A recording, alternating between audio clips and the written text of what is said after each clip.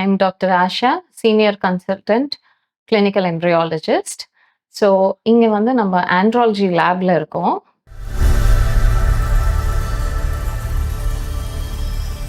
So when a ஒரு couple வந்து ஏஆர்டிக்குன்னு வரும்போது it is male and female நம்ம இன்வெஸ்டிகேட் பண்ணுவோம்.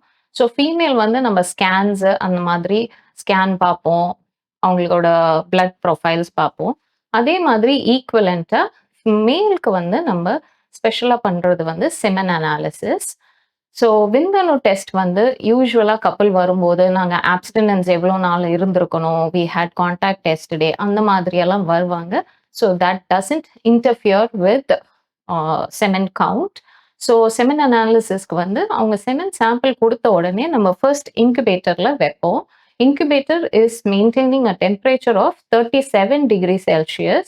So it is almost equivalent to the body temperature. So body temperature க்கு equivalent இருக்கும்போது there will be no loss or death of the spermatozoas.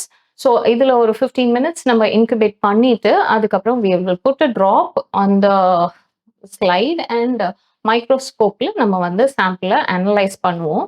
Analyse பண்ணும்போது என்னென்ன பார்ப்போம்னா semen sample அதோட volume எவ்வளோ இருக்குதுன்னு பார்ப்போம். அதில் வந்து விந்தணு எவ்வளோ உயிரணுக்கள் வந்து எத்தனை இருக்குன்னு பார்ப்போம்.